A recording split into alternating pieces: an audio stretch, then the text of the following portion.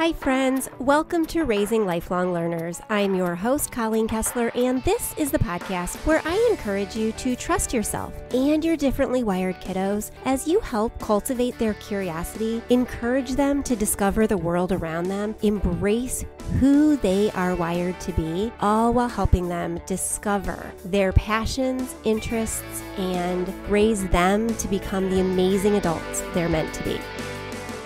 Hey, welcome back. This is episode 287. Today we're talking all about finding your community. I know we've talked about it before on the podcast, but we are about to enter a new school year. It is August, and I thought it was a topic worth revisiting. And we're talking specifically about the challenges involved in finding community and support for yourself and your kids when you're homeschooling neurodivergent kids. It's tricky, there are so many unique challenges, and it bears talking about and thinking about. And there's a little bit of a homework assignment for you at the end of the episode. So when you've done that, make sure that you reach back out to me and let me know what you came up with. All right, before we begin this episode, I want to give a special shout out. Thanks to our sponsors for this podcast, CTC Math and Night Zookeeper. And I want to tell you a little bit about Night Zookeeper before this episode starts. So pop your earbuds in and let's get on with this episode right after this word about our sponsor.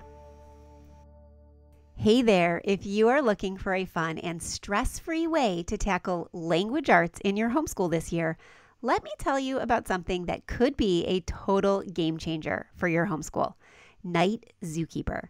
It's an award-winning online program that helps kids ages 6 to 12 build their writing, reading, and spelling skills. And the best part? They actually love it. Seriously, it's so engaging and interactive that your kids won't even realize they're learning. We used Night Zookeeper in our homeschool when my girls were younger, and they had a blast creating stories and characters. This fall, my youngest son is jumping in, and I'm especially excited because he's a bit of a reluctant writer. I love knowing he'll get gentle encouragement and even personalized feedback from real tutors, so I don't have to be the one hovering over to correct all his errors and help him become a better writer. He will have somebody else helping him. Here's why homeschoolers like me love Night Zookeeper. It's fun. Kids can play independently through thousands of games and activities for grades 1 through 6. It's comprehensive, covering reading, writing, spelling, grammar, and more. It's trackable. You get a parent dashboard to monitor progress and even assign custom tasks. It's personalized because the tutors inside Night Zookeeper give feedback on your child's writing, which is huge. And it's offline too. There are free monthly printables delivered right to your inbox. Oh, and better yet, there's a 7-day free trial, so your kids can dive into the magical world of Night Zookeeper risk-free. You can check it out at the link in the show notes or at nightzookeeper.com. And let me know what your kids create. I have a feeling they are going to love it.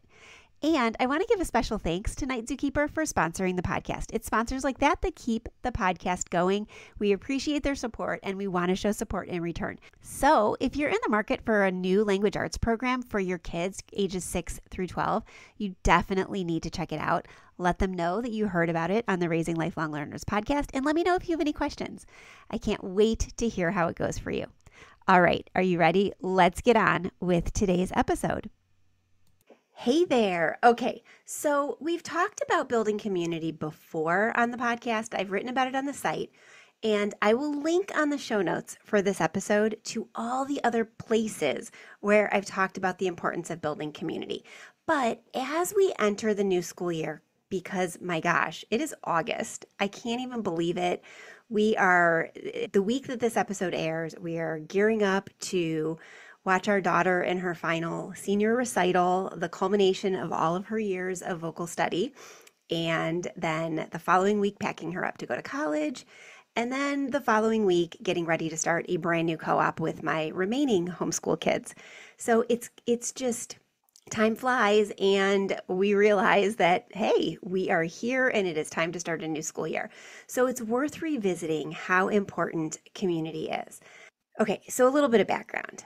I have been a part of multiple groups throughout my homeschooling career. We are about to enter our 17th year of homeschooling. Crazy, but true. And throughout that time, we have forged it on our own, figured things out as we went along, met up with people. I remember way back in the beginning of all of that, there were not tons of homeschool groups online. There was no social media like this. Their podcasts didn't exist. TikTok wasn't around. Instagram wasn't even around yet. And so the way we found other homeschoolers at the time was to go out and look. We were on listservs where we found out about different groups going on. One of the prevailing suggestions for finding other homeschoolers in your area was to go to the public library during the school day. And if you saw families who had school-aged kids that were there as well, there was a chance that they were homeschoolers and you could form groups there. Libraries and museums and other places like that had homeschool classes, so you could go there and learn about people or meet people, and you could call around to churches. It was very, very different. And so finding community was in some ways a lot harder, but in other ways a little bit easier because you clung to the people that you found because it was so difficult. So we started out by doing the things, going to museum classes and other classes and popping in at libraries and finding small groups. We helped a group form way early on. And for various reasons, we didn't stick with that group for very long.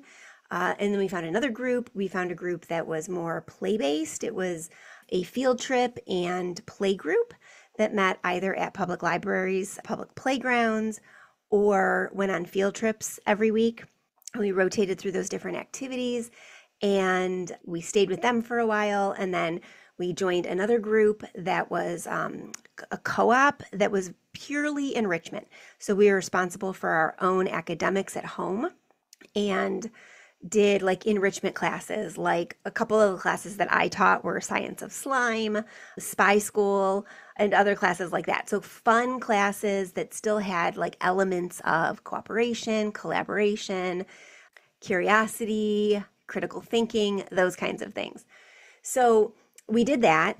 And then we were part of a group that had some academic classes and did that up until the pandemic. Once the pandemic happened, things shut down a little bit and our group never reformed. The group that we were with and had been with for a while and wanted to stick with didn't resurrect after the pandemic for a lot of reasons, including the main reason being that the organizers of that particular co-op ended up sending their kids to school during the pandemic. And so they weren't around to organize it and nobody was able or willing to take on the reins of that and keep it going. So over the last few years since the pandemic, we haven't belonged to a co-op, and it's been fine because my oldest, who graduated, has his group of friends and is doing his own thing. He's an adult now. My next oldest was very busy with theater and other things, and so she had her core group of friends. My younger two weren't really interested in anything very specific, and so we were trying a whole bunch of things. We tried a couple groups that we were hoping would work out to kind of form friendships, and it didn't pan out for various reasons. And so we kept trying different things and then realized at middle of last year that with their older sister going off to college and their big brother being so busy and a grown adult, that we needed something more. And so we are joining a co-op this year, and I'm excited. I'm nervous. It's been a while, and I'm hoping and hoping and hoping that we find some of our people there. It's difficult, right? We're homeschooling neurodivergent kids. We're homeschooling kids who are super creative, super inquisitive, super curious, might have high IQs or hyper interest in different topics, but they also have different quirks, right? Maybe they have anxiety. Maybe they have sensory processing challenges. Maybe they have ADHD and they really struggle focusing and following directions and staying on task.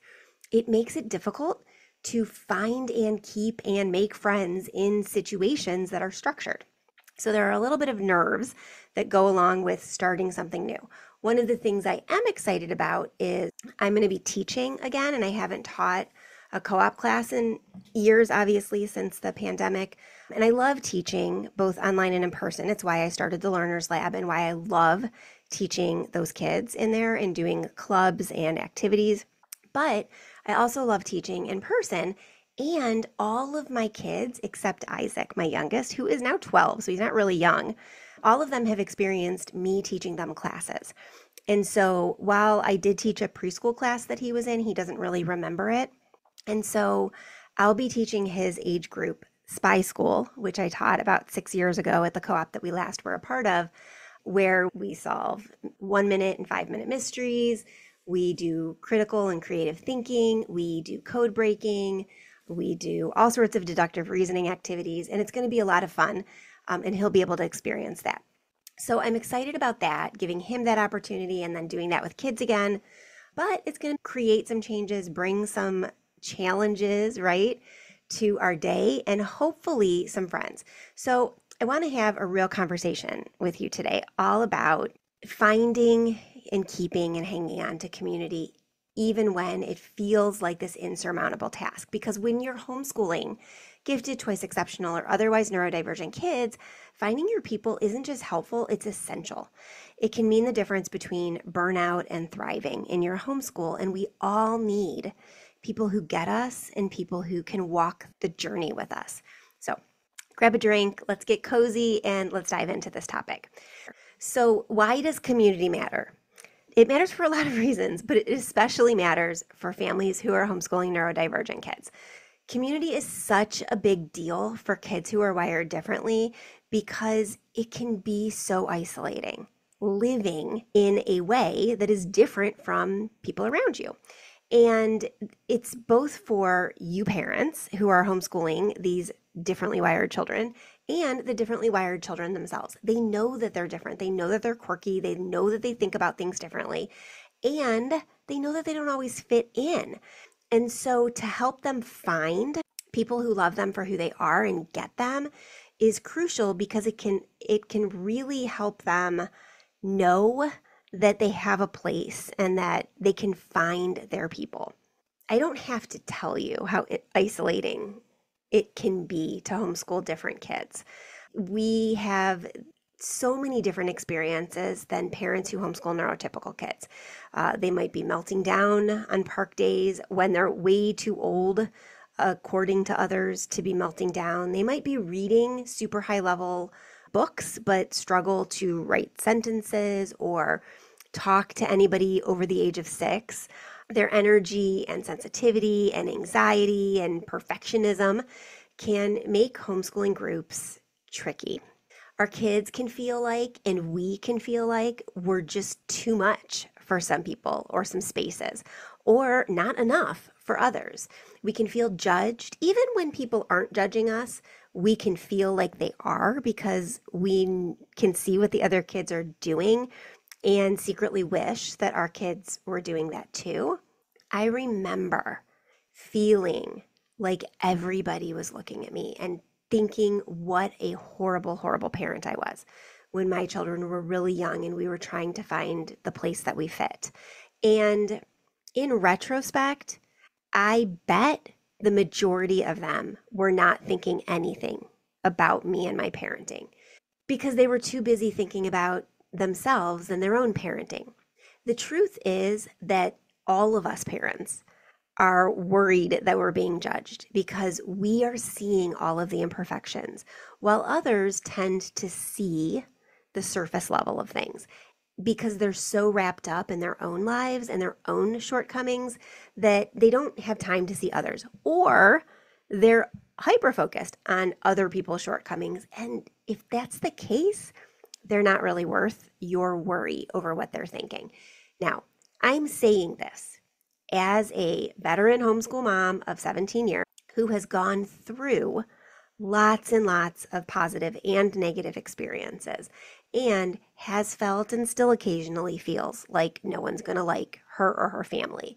And it would be just easier to stay home. So I know that that's not easy, to not worry about what others think of you, but it's essential in order to find the people in the community where we belong.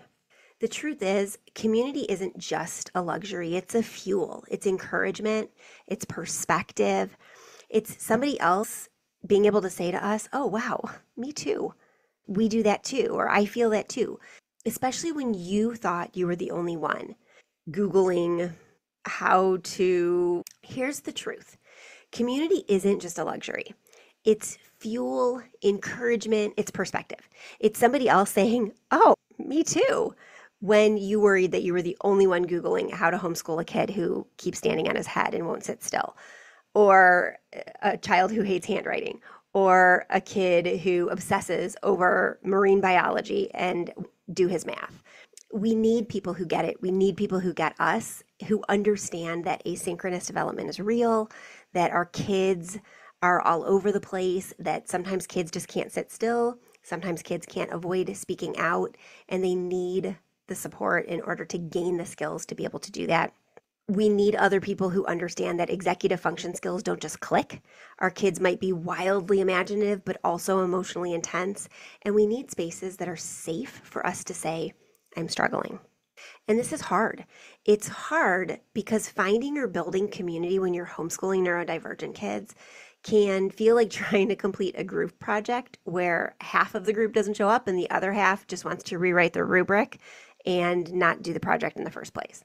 A few of the common struggles that I hear about from parents in the Learners Lab and in my email are as follows. Okay, so first, a mismatch in values or pace. A lot of times traditional co-ops might be too rigid or too academic or not sensory friendly. You might get the side eye when your kids need noise canceling headphones in order to be able to concentrate, or when they blurt out obscure Star Wars facts during a nature walk. A lot of times co-ops don't fit because our kids don't need the academics, but those are the only ones around us. And it's boring for our kids to sit and learn something that they don't need to learn or that they've already mastered.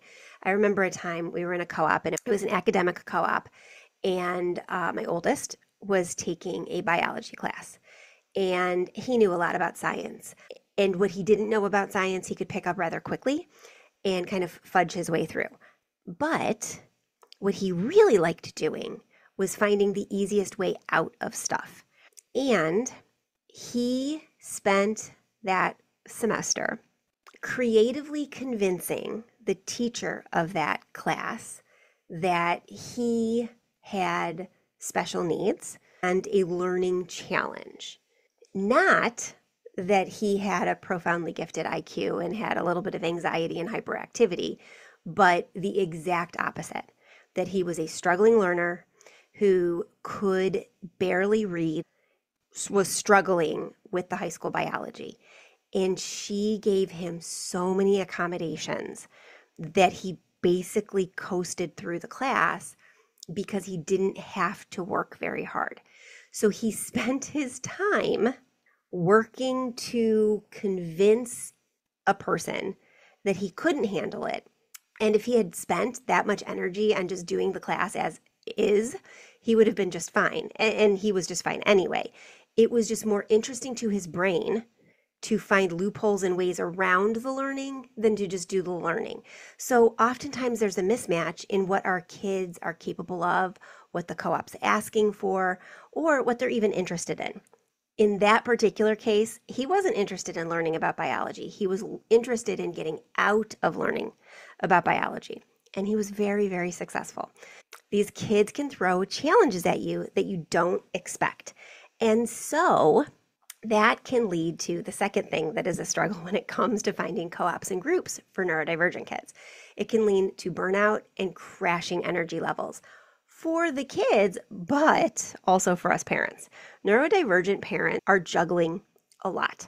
The idea of putting together another social group, planning events, it can be overwhelming. It can be overwhelming when you throw in being a part of a co-op that you have to teach a class for.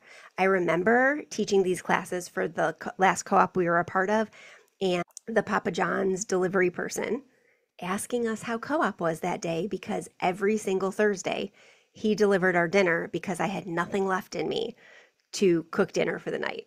And so he knew Thursdays was co-op night and Thursdays he was going to be delivering to the Kessler household. In fact, we got to have so many great conversations that he gave us his friends and family discount code to be able to use when we called in to order our Papa John's delivery. and he asked to work on Thursdays so he could check in with the Kessler kids about what they did at co-op that day. But I was exhausted. I was exhausted from holding things together. I was exhausted from all of the things my kids were trying to pull, biology, and just the navigating what they were going to do or not do or think or feel, and how I was going to navigate all that while bringing their lunches and the stuff for all of their classes and the stuff for the classes I was teaching. It can be overwhelming. Another thing that makes it a struggle to find and stick with groups is that fear of judgment. You might have had bad experiences before. I know I have. Other parents criticizing your parenting or kids being excluded. We have had that situation. I've had parents exclude one or more of my children. And that's heartbreaking when half of your kids are invited to something and the other half are not, when you know people are talking about you, when you're asked point blank, which we have been, to not come back, or to only bring one or two of your kids because they're welcome but the others are not. It can be really difficult, and it can make you worry about putting yourself back out there. I think that's one of the biggest reasons that I haven't rejoined a co-op or joined a new co-op since the pandemic closed the one where we fit and we're comfortable. I was just terrified. I've had terrible experiences in the past, and I didn't want to run the risk of having another terrible experience. And then finally, even if you really want to do this because you really want to get out there, your kids may resist. Some of our kids struggle with social anxiety or just aren't group kids. It makes things complicated. And you know what? These are valid struggles. You're not doing it wrong if you struggle with any or all of these things. If your kids struggle with any or all of these things, this stuff is hard, but it's not impossible. Okay, so let's talk about math. Specifically, let's talk about finding a program that actually works for your unique homeschoolers. In our house, we've been using CTC Math for years, and even though I am so appreciative that they sponsor this podcast, I am a paying customer. I'm still a paying customer even with their sponsorship because it's just that good, and I love supporting great companies with great programs. With two kids still at home, both with very different learning needs, CTC Math has been the flexible and dependable solution that I keep coming back to. One of my kiddos needs more time to process math concepts, and I love that she can move through the lessons at her own pace without feeling rushed or behind. My other kiddo, he flies. He jumps straight to the end of unit tests to see what he already knows, and then we only focus on the lessons that fill the gaps. That kind of customization is gold when you're homeschooling gifted or twice exceptional kids. CTC Math gives you the access to every grade level, from kindergarten through 12th grade with your subscription, so that your child can accelerate, review, or jump around based on their own needs, not based on some rigid curriculum structure. And because it's video-based with clear instruction and auto-graded lessons and quizzes, it frees me up to support my kids without being chained to a textbook, teacher's manual, or whiteboard. So whether your child needs more time or is racing ahead, you can tailor it all with CTC Math. Check it out at ctcmath.com. You will see why so many homeschool families trust it.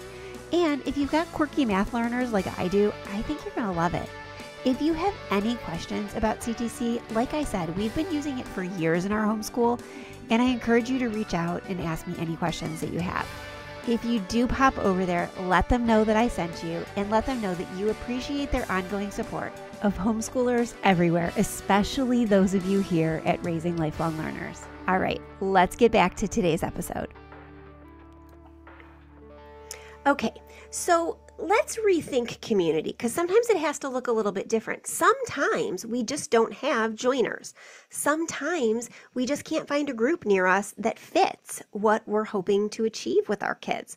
Sometimes we just don't have access to the resources to get us out in person. So let's widen the lens a bit.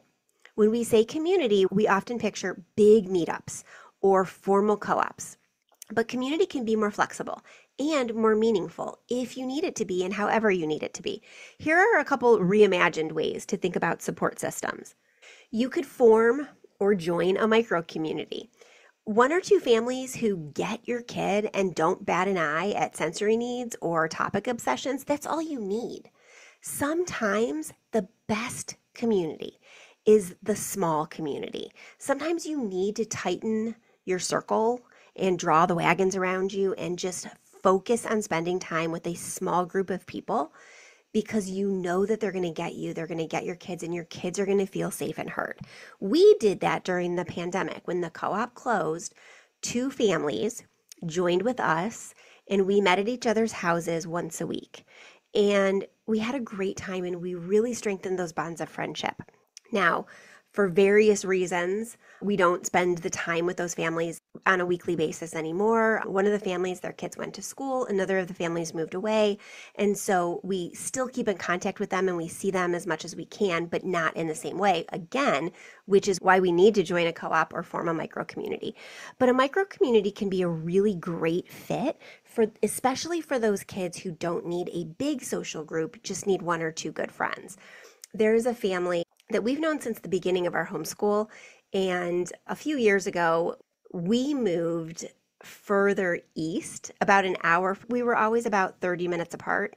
And we moved about an hour east of where we had been. And they moved about an hour southwest from where we were.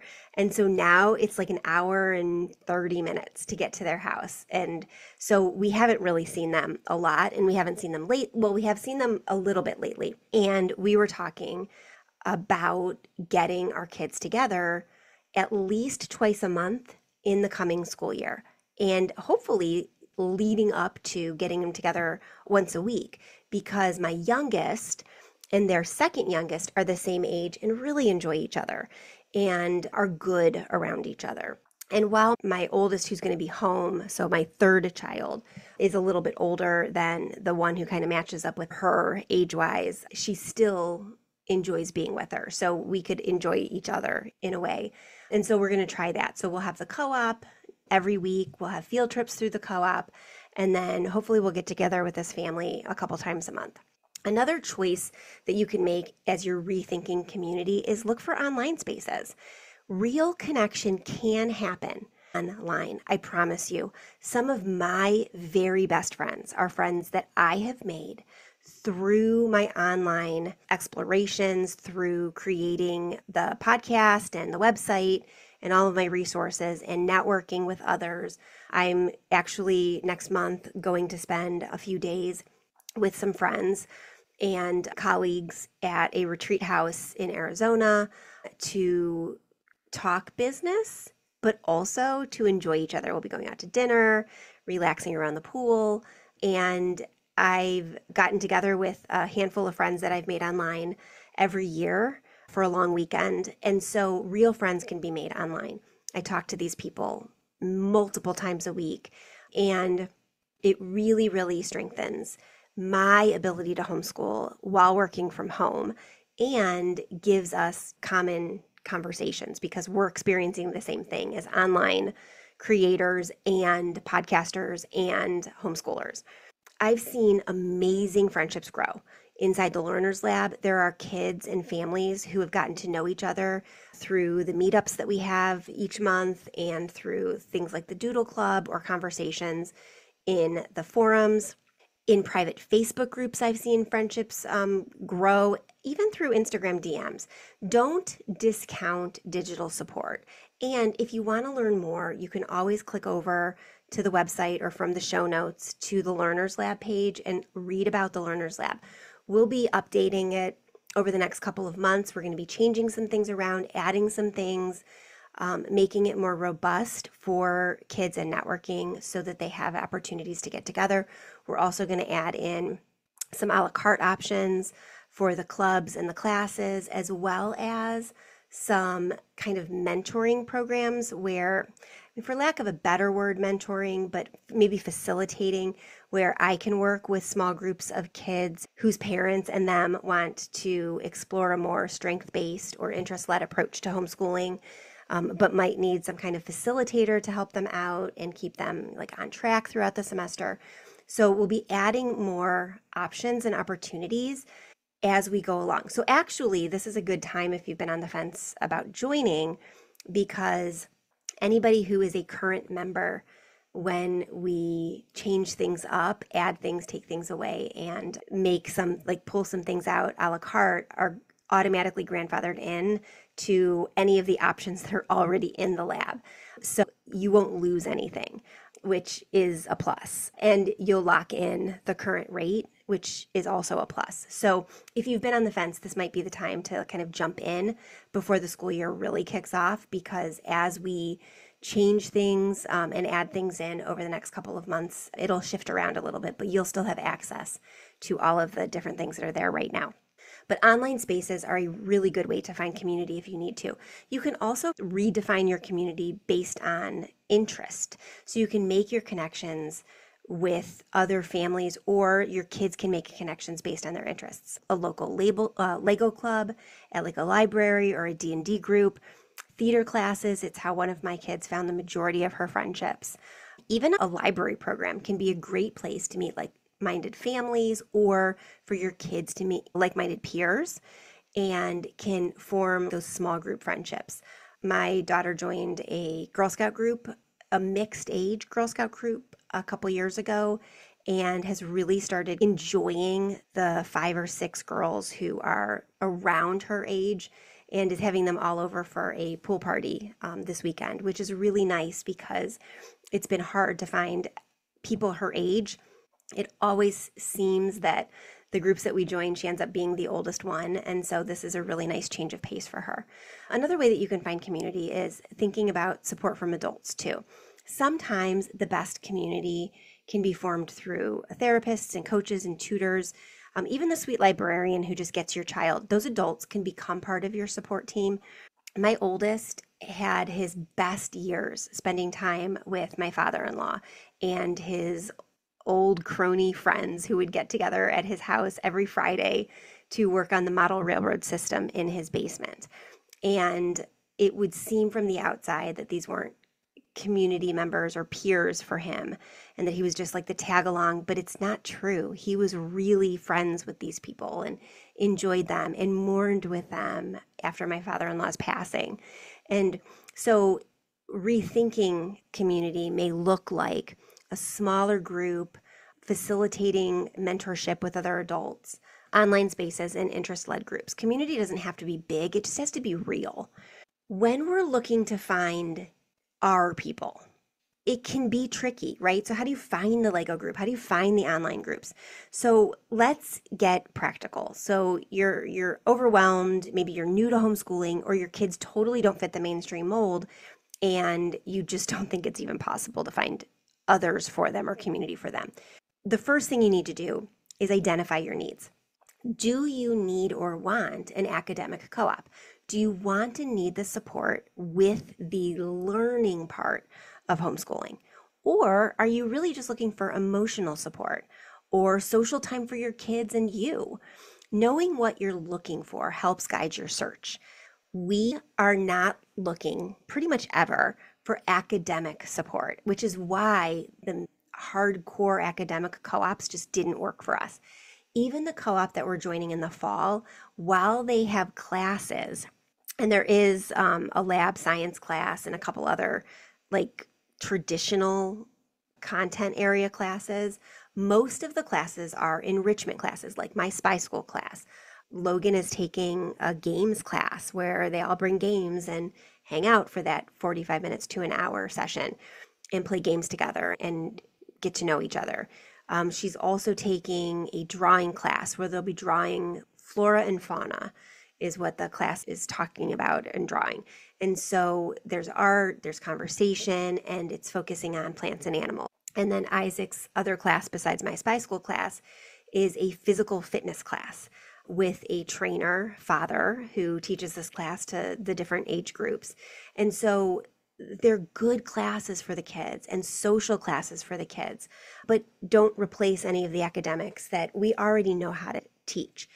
And so I want connections for my kids, and I want them to be around the same group of kids week after week and hopefully form some friendships. But I'm perfectly comfortable taking care of the academics. I've had friends who weren't and wanted to join a co-op so they could check off writing or science or math or something else. Perfectly valid. So identify what your needs are so that you can find a space that fits you. You can try a couple of different homeschooling groups, but ask questions. Look for inclusive language. Look for people who really are open to neurodivergent kids. You need to be upfront with people when you're joining a group like this. I think that this is an important time to be frank and say, hey, sometimes my kid has trouble with impulse control. How do the parents who are teaching or the teachers that you've hired handle kids with special needs or with neurodivergence? Because not everyone can do it well. And so we want to make sure that our kids are in a supportive and nurturing environment where they're going to feel safe. Ask them how they handle sensory needs or behavior differences. And don't be afraid to visit a few co-ops or groups before settling.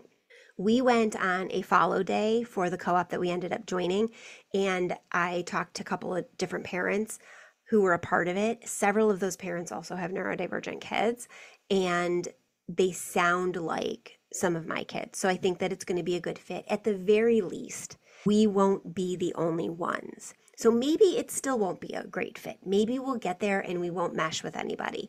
That could totally happen. But we know that we won't be the only ones with hyperactivity or attention challenges or sensory challenges or anxiety, because we've already talked about it. And there are other families who struggle with that with their kids as well. Use your library and your community centers. Often these are low-key and more welcoming than formal groups. I know that our local YMCA has a swim and gym class once a week, and it's never lined up with a time that we could join it, but that could be an option for you if you want to try to find something that's more low-key where your kids might be able to fit. There's a ninja type training gym in our area. Again, those times have never matched up with us, but that's another option. So you could find a group like that might be a better fit. You can also ask trusted providers. Homeschooling is becoming more and more mainstream, but you also don't just need to find homeschooling groups. You can find after school groups like theater or dance or other situations. You can ask therapists and occupational therapists because they know other families. You can ask your pediatrician, you can ask your neighbor, you can ask your librarian. Ask them if they can connect you to other families in groups. I have been approached by families who have heard that I homeschool through the fine arts program and fine arts center that we belong to or have taken classes at. I've answered people's questions and pointed them to resources because I didn't have a group of my own. But if you talk to people who work with other families, they might be able to connect you with other homeschooling families. And be vulnerable when you feel it's a safe space. Mention in casual conversations that your kiddo is twice exceptional or autistic or struggles with ADHD or anxiety. You'd be surprised who responds with mine too. And this is what's worked for us. Or, hey, there's a whole group of us that get together and allow our kids to just hang out together because we're all kind of quirky. You just never know when you can find someone just by having a casual conversation. And finally, you could join the Learners Lab. Total shameless plug, but seriously, we built it for this reason. The Learners Lab was built for families who couldn't find other families and other communities to get together with. We are there supporting you. The resources change and ebb and flow all the time because we're constantly reevaluating what the homeschooling community, especially the neurodivergent homeschooling family community, needs. And we are making it better and better all the time. It's a soft landing space for families just like yours. The parent community is warm, kind, and real, and the kids just enjoy each other. They're all quirky, they're all interesting, they all blurt things out, they all have unique interests, they all go off on side tangents and need to be brought back to the focus of the class if we're in a class. They all like to tell me what's going on in their world. It's a safe space to be yourself. So if you can't find community anywhere else, join us. Join us for a month. You have nothing to lose.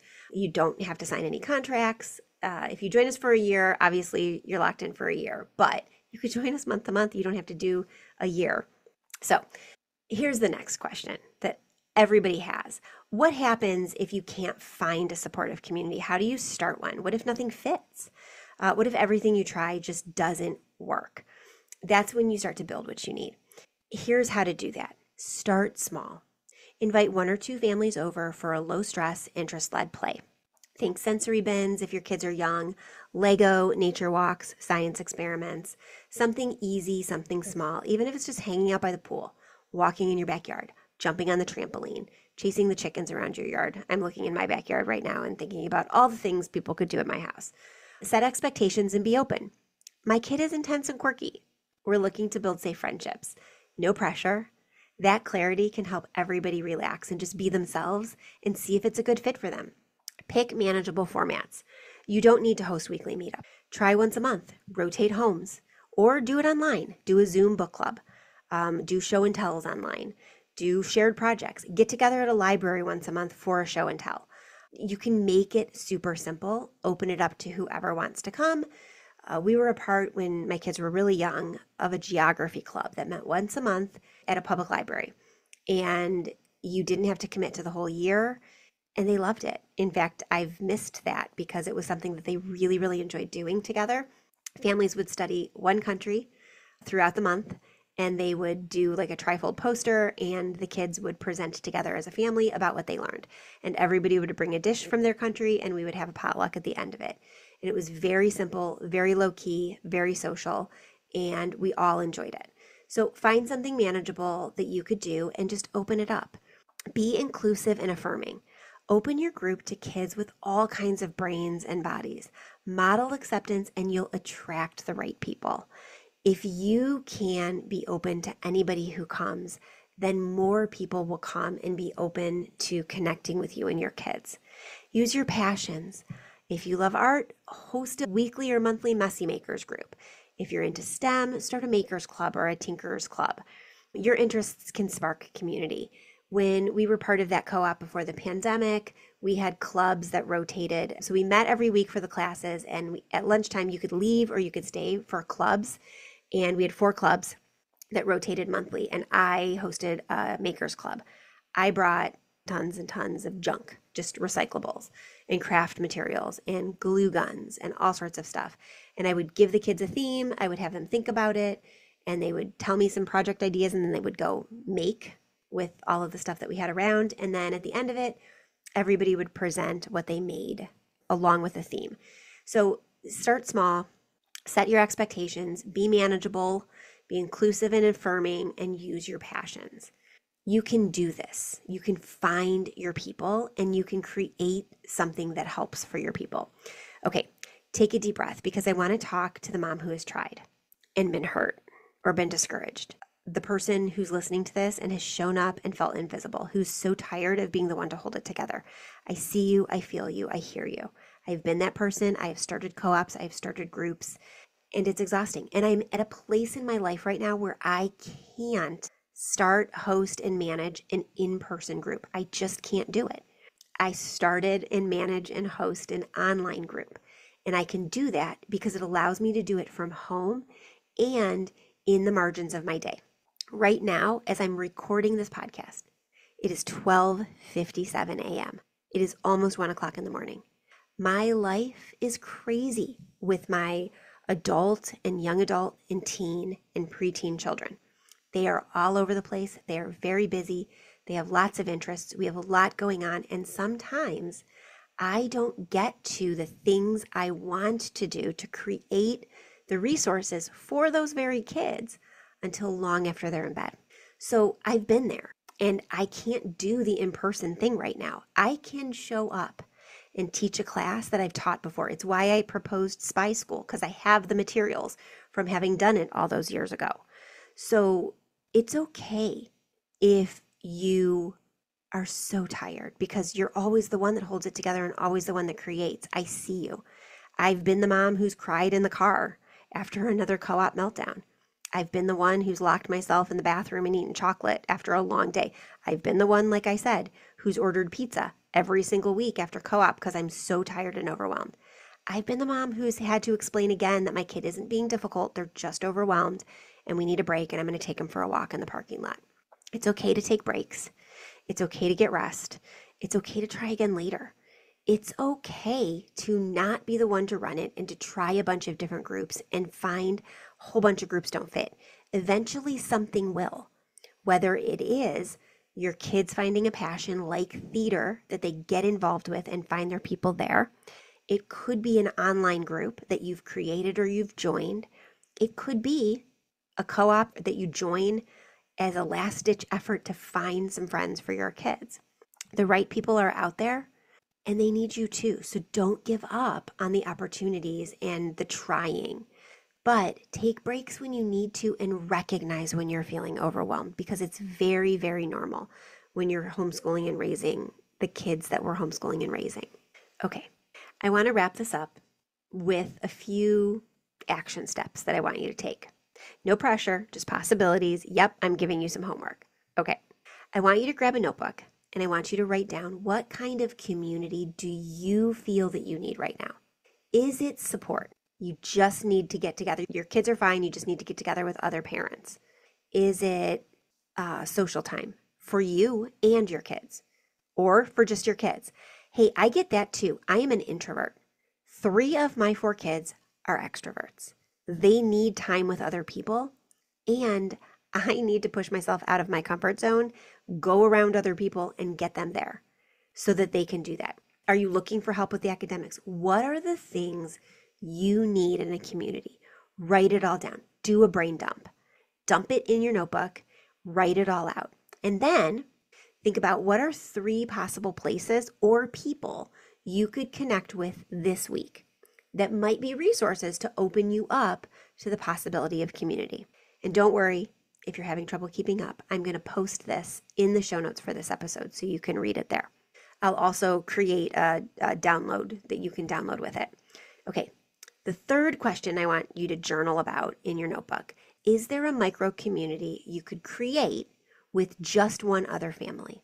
Again, start small. Is there one other family that you and your kids enjoy being around that could be a safe space to start a micro community? Like that friend I talked about, that family I talked about that we used to be a part of groups together with and logistically grew apart, an hour and a half apart from one another, who is also feeling the same way. We both have older kids who are going into their adulthood. We both are in transitions. We both still have younger kids at home homeschooling. And we both miss the old days of all the field trips and activities we did with our kids, and recognize that our younger kids didn't have that same experience and want to reclaim some of it. That is a micro community. That family and my family are going to create a micro community, and we're going to get together a couple times a month to do the science center or the zoo or the parks or the aquarium, or all the things that we did with our big kids, with our little ones in tow, and the little ones who are now big ones don't remember those times. So in your notebook, brain dump what kind of community you need right now, 3 possible places or people you can connect with this week, and is there a micro community that you could create with just one other family? And if you're already in a good spot, reach out to someone else. Be the person who says, I see you, come join me, come join us. If you're a person who's a part of a co-op and you know there's space in it, and you know a family who might not have community, reach out to them or form a micro community with them. We're not meant to do this alone. And we especially aren't meant to homeschool neurodivergent kids without support. Your energy matters, your heart matters, and you deserve people who lift you up, not wear you down. And if you need a soft landing, we've got space for you inside the Learner's Lab. Come join us. We'd love to support you. We'd love to be there with and for you. And if that's not the place for you, if an online community is not something you're looking for and you desperately want something in person, find it, create it, go hang out at a library, connect with others. You've got this. I am so proud of you. If this episode resonated with you, I would love it if you'd share it with other families. There are others out there who feel alone. Maybe it's a homeschool family that you've met peripherally. Maybe you're part of a co-op and you know that people in the co-op know other homeschoolers that aren't part of your co-op. Share this episode so others can find a way to find community. Until next time, I hope you show up with love, curiosity, and grace. You've got this. You are an amazing parent, raising amazing kids. This is going to be your best homeschool year ever. I promise you. I have so much faith in you, and I'm so proud of all you're doing. Okay, We'll be back next week, same time, same place, with another episode. And there will be links to all of the resources I talked about, including a download with prompts for you to journal about in your notebook like I talked about.